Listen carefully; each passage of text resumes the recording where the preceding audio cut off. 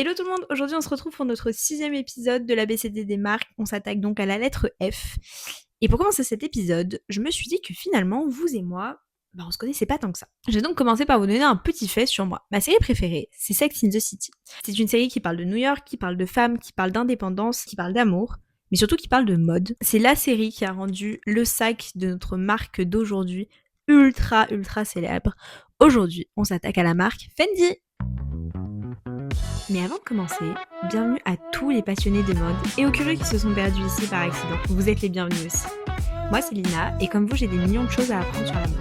Et je trouvais ça plus sympa de le faire à plusieurs. Au programme, histoire, anecdotes, décryptage de marques, stylisme, mouvement, le tout sans prise de tête et expliqué simplement. Alors j'espère que vous êtes confortablement installés car votre épisode est sur le point de débuter. C'est parti!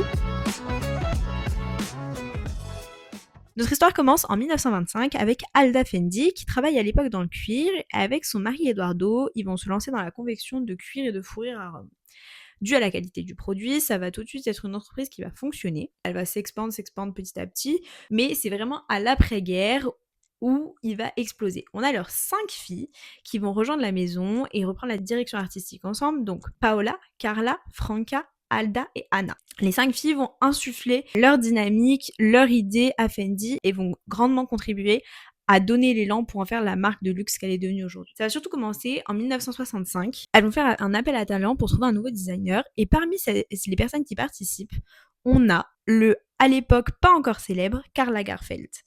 Elles vont tout de suite tomber amoureuses de ses créations et vont l'embaucher. Et c'est un excellent choix parce que Karl Lagerfeld est devenu ce qu'il est devenu aujourd'hui, mais ça va être surtout le début d'un mariage de 53 ans entre les sœurs Fendi et Karl Lagerfeld. Dès 1966, il va surtout révolutionner la fourrure. On aura la première collection haute couture fourrure qui sera présentée. À la fin des années 1970, on a le début de la ligne de prêt-à-porter qui sortira. En 1980, Fendi sera la première de luxe à se lancer dans le mobilier de maison avec la Fendi Casa. En 1987, on aura la création de Fendissime, donc qui est une collection un peu plus sportwear, donc qui est une collection sportswear. Et en 1992, on a l'arrivée de Silvia Venturini Fendi à la tête de la maison aux côtés de Karl Lagerfeld. 1997, la naissance du baguette. Et en 2000, LVMH va profiter de la passation des sœurs Fendi pour racheter l'entreprise. Aujourd'hui, la maison rayonne désormais dans plus de 35 pays, elle n'a fait que se réinventer, évoluer au fil des années pour devenir la maison qu'elle est aujourd'hui. On va passer à la partie collection effets marquants. Tout d'abord, on va commencer par s'attarder sur le travail de Karl Lagerfeld. Alors, pour beaucoup, Karl Lagerfeld, il est relié à Chanel. Moi, quand je pensais à Karl Lagerfeld, je pensais toujours Chanel. Mais en réalité, il a un autre mariage à côté. Karl Lagerfeld a une maîtresse. Qui est la maison Fendi, chez qui il va travailler pendant 53 ans. C'est une des plus grosses et des plus longues collaborations dans l'histoire de la mode entre un styliste, directeur artistique et une maison. Karl, quand il arrive, en 1965, il va faire 2 choses. Premièrement, il est là pour révolutionner la fourrure. Lui, ça le gave, la fourrure bourgeoise, parce qu'à l'époque, la fourrure, c'était un signe de réussite sociale. On disait qu'une famille avait réussi quand le mari était capable d'acheter à sa femme un manteau en fourrure.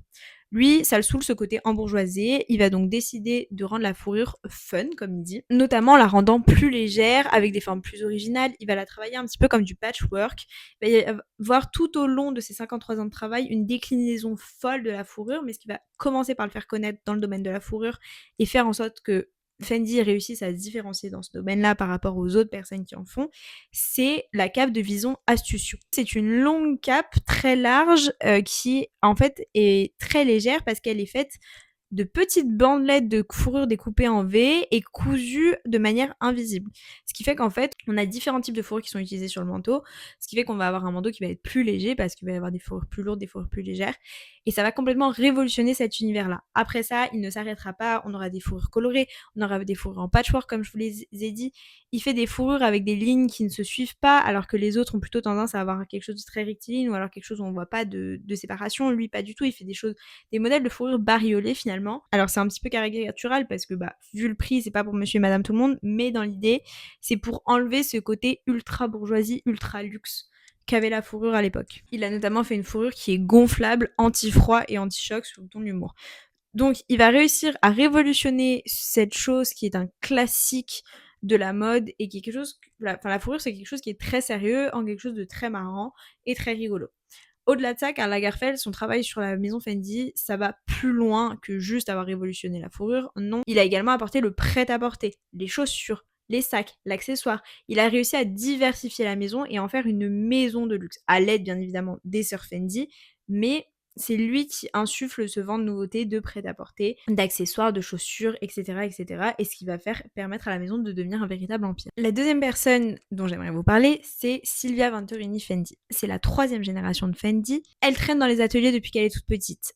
Dites-vous qu'elle avait 5 ans quand Karl est arrivé dans la maison. Elle ne connaît pas la maison Fendi sans Karl Lagerfeld. Elle va pas commencer tout de suite sa carrière dans la mode, elle va beaucoup être dans les ateliers étant petite, mais elle va vivre une première partie de sa vie aux États-Unis et elle va revenir à 20 ans pour travailler dans la maison.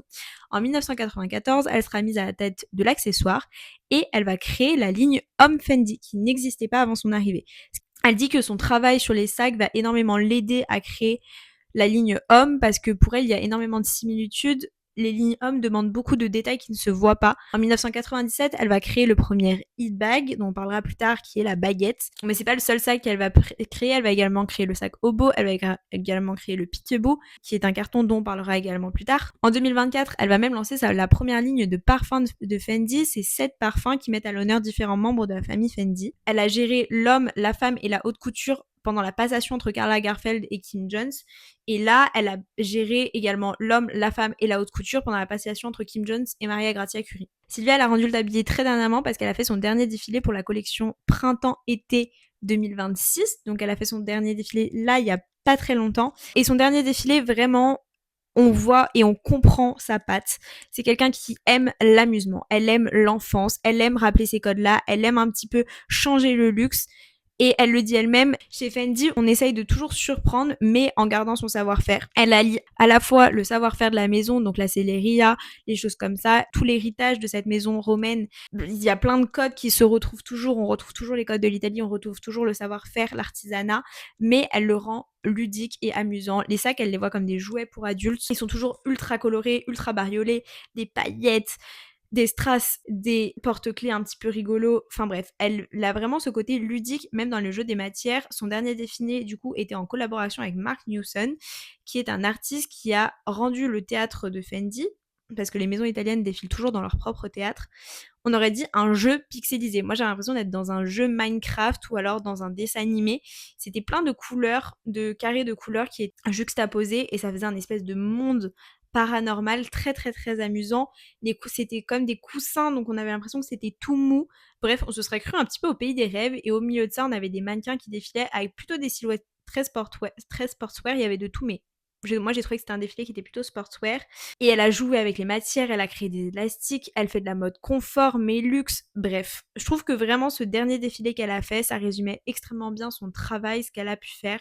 Elle a fait des choses magnifiques également en haute couture aux côtés de Kim Jones et Karl Lagerfeld, même quand c'était elle, c'était juste des collections qui sont très très très très très belle. C'est quelqu'un de très simple, très discrète, très gentil. Et même si on a beaucoup de femmes Fendi qui ont travaillé chez Fendi, c'est vrai, Sylvia c'est vraiment celle qui a été là à toutes les étapes de la maison Fendi. Et aujourd'hui, la maison sans elle, ça va être un petit peu bizarre. Et elle laisse à sa tête Maria Grazia Curie, qui reprendra l'homme, la femme et la haute couture. Enfin, le dernier point que j'aimerais évoquer dans la collection Effet Marquant, c'est 2 défilés qui sont absolument légendaires et qui ont été faits par Fendi. Le premier, dans la Fontaine de Trévi.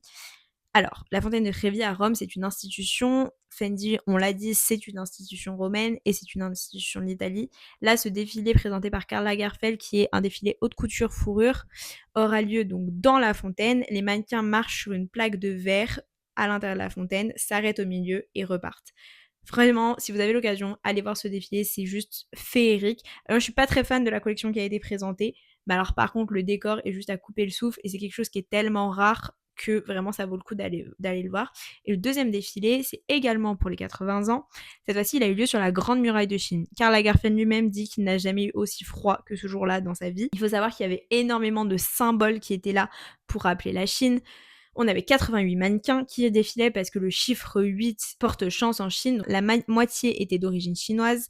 Elle défilait sur un podium de 88 mètres. Le premier look était un look rouge parce que la couleur rouge en Chine, c'est la couleur de la chance, c'est la couleur qu'on porte au mariage.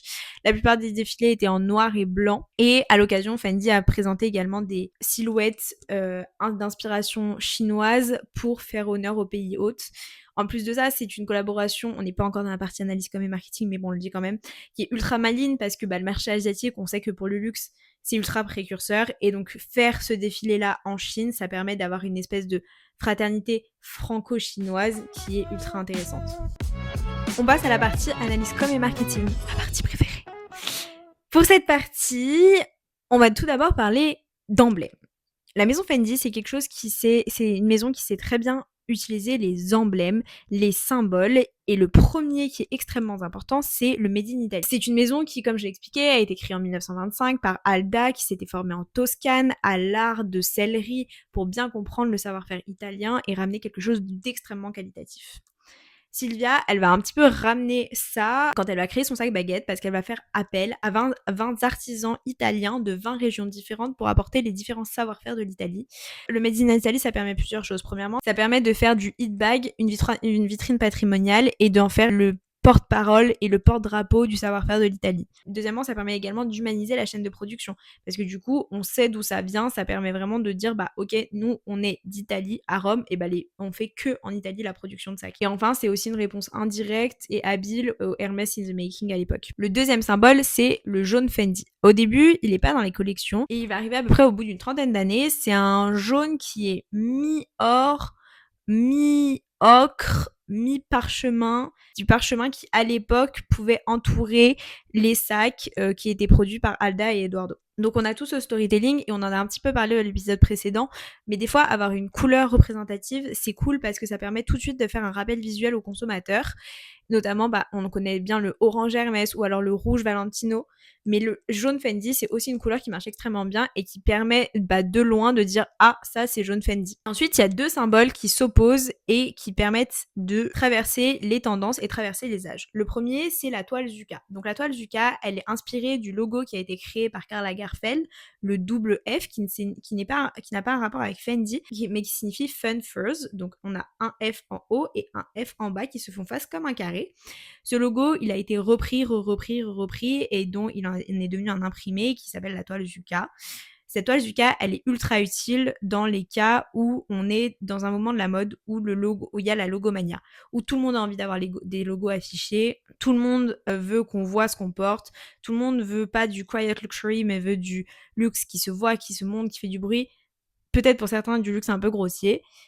Mais cette tendance du logomania, ça dure jamais très longtemps et des fois, il faut savoir avoir quelque chose pour contrebalancer, ranger un petit peu cette toile et sortir autre chose. Et c'est là qu'on va avoir la selleria, qui est donc une technique italienne ancestrale que Alda est allée chercher en Toscane. Ça, c'est de l'artisanat.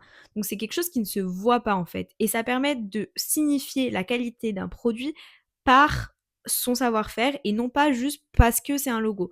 Donc Fendi, ils peuvent à la fois montrer que c'est du Fendi avec leur logo quand il y a la logomania et à la fois montrer que c'est du Fendi avec le savoir-faire et la qualité en quiet luxury, comme par exemple le Pitebou, qui n'a aucun signe distinctif de Fendi, mais parce que c'est fait avec la technique de la selleria, on sait que c'est du Fendi et que c'est du savoir-faire et que ça représente ce gage de qualité-là.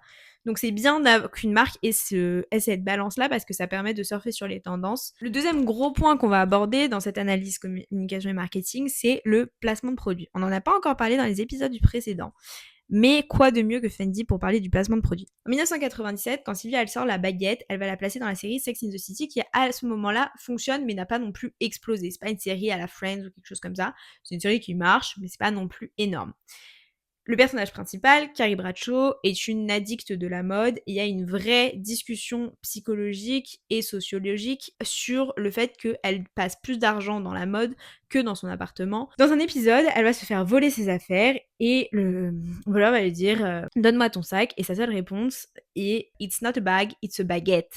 Et c'est devenu légendaire. Alors pourquoi ça fonctionne? Premièrement parce que on a une phrase d'accroche, un espèce de slogan qui vient directement de la série, qui permet de rentrer dans l'esprit du consommateur. Voilà, toute personne qui a regardé Sex in the City connaît cette phrase, et même des personnes qui ne le connaissent pas pourraient connaître cette phrase parce qu'elle permet vraiment de faire une phrase logo. Donc c'est ultra utile. Elle crée donc le hit bag qui va permettre d'avoir une forte influence sur la mode. Et aujourd'hui, les hit bags, c'est des sacs qui se vendent à des sommes complètement délirantes. Avant Sex in the City, ça n'existait pas.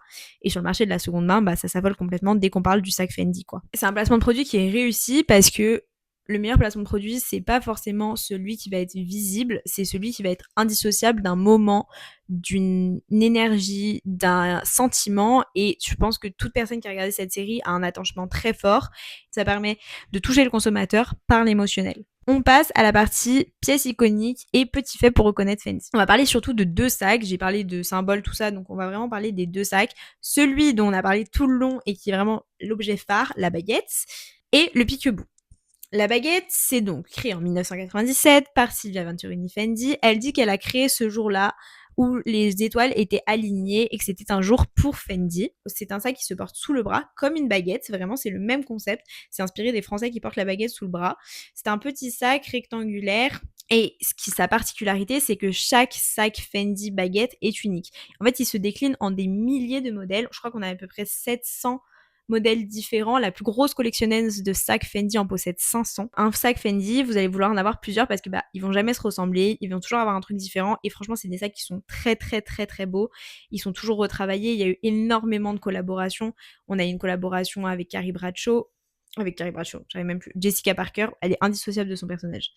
On a eu une collaboration avec Tiffany & Co. Et dernièrement, on a eu un défilé hommage à la baguette pour ses 25 ans qui a eu lieu à New York, donc ville de Sex and the City, en collaboration avec Marc Jacobs, Tiffany & Co. Et donc, on avait Kim Jones et Silvia Venturini Fendi qui travaillaient sur le sujet. Ils ont fait un sac baguette diamant de Tiffany & Co. qui était porté par Linda Evangelista qui a fait son retour sur les tapis. Elle est juste venue saluer à la fin, mais elle est quand même venue saluer, ce qui est énorme. Et c'était une collection qui déclinait mais des milliers et des milliers de sacs Fendi, baguettes, on en voyait de partout, sur les bonnets, sur les poches. Les Fendi portaient des Fendi, on avait des sacs de course qui avaient une poche pour un Fendi. Bref, le sac baguette était partout. Et donc ce hit bag, c'est vraiment l'élément phare et à retenir quand vous pensez à la marque. On pense tout de suite Fendi. Le deuxième sac, c'est le peekaboo. Donc peekaboo qui signifie cache-cache en anglais. C'est un sac qui est beaucoup plus discret que la baguette. Il est donc fait avec la fameuse technique de la serreria qui représente Fendi et le savoir-faire italien et le savoir-faire de la maison. C'est un sac qui a une boucle qui se ferme et en fait à l'intérieur, il y a énormément de versions ultra ludiques avec des paillettes vertes, des espèces de, de pastilles bleues qui brillent, bref, de la fourrure à l'intérieur. C'est un sac qui est ultra changeant et donc qui à l'extérieur est très classique mais à l'intérieur très fun. Pareil, on trouve un petit peu cet ADN de Fendi et donc peut-être même le fun furs qu'a insufflé Karl Lagerfeld à ses débuts. Voilà, pour moi ça c'est les 2 pièces phares qui vous feront reconnaître Fendi et qui sont à connaître quand on vous parle de la maison, au-delà de la fourrure, tout ça. On arrive à la fin de ce podcast, c'est l'heure de vous donner mon avis sur cette marque. Alors Fendi, c'est une marque qui du coup pour moi a un sentiment particulier parce que c'est attaché à l'émotionnel comme j'aime énormément la série Sex and the City. Donc leur placement de produit a extrêmement bien fonctionné sur moi. C'est une maison qui a fait énormément de choses. J'ai pas tout aimé dans les collections. C'est pas une maison où je me dis ah là là j'adore toutes les collections qui sont faites. De toute façon c'est impossible. Je suis moins fan des collections de prêt-à-porter. Par contre, j'aime beaucoup les collections de haute couture. La venue de Maria Grazia Curie va être extrêmement intéressante parce qu'elle avait arrêté de faire de la mode en quittant Dior. Elle s'était consacrée à la rénovation d'un théâtre romain. Elle a été formée chez Fendi et donc son retour, ça veut dire énormément de choses. Également le fait que Sylvia ne soit plus à la tête de la maison, il va y avoir un impact fou et énormément de changements qui vont être ultra intéressants. Pour l'instant, la première collection de Maria Grazia Curie, c'était vraiment un retour aux origines. Il y avait beaucoup de clins d'œil qui étaient faits au travail de Karl, au travail de Kim Jones, même à elle, ses débuts et aux choses qu'elle a appris à faire. Il faut savoir qu'elle faisait partie de l'équipe qui a créé la baguette. Donc elle a créé pour son nouveau défilé une nouvelle collection en collaboration avec Jessica Parker qui est l'égérie de ce nouveau sac baguette, again. Bref, il y a plein de choses très intéressantes qui arrivent. Pour l'instant, elle a fait qu'un défilé, donc c'est difficile de donner un avis objectif. Mais en tout cas, s'il y a quelqu'un qui a les épaules pour reprendre la suite, je pense que c'est bien elle. J'évoquerai un bémol sur la marque, c'est la production de la fourrure. Alors moi, ça m'a un peu choquée que, je savais qu'on utilisait encore beaucoup de fourrure dans la mode, mais il y a quand même pas mal de maisons qui ont arrêté d'en faire. Fendi n'en fait pas partie parce que je pense que c'est leur cœur de métier. Cependant, j'ai fait pas mal de recherches sur le sujet et en ce moment, ils développent avec un laboratoire londonien des nouvelles techniques pour faire de la biofourrure. Et sur les dernières collections, on est surtout sur du recyclage de fourrures qui ont déjà été utilisées pour des collections précédentes. Donc c'est un peu rassurant dans un sens en se disant que la maison essaye de changer, essaye d'évoluer sur quelque chose de différent. Mais d'un autre côté, ça reste toujours, je trouve, un petit peu choquant de se dire qu'en 2026, on peut encore utiliser de la fourrure. On se retrouve la semaine prochaine ou non? Pour la lettre G. Bisous!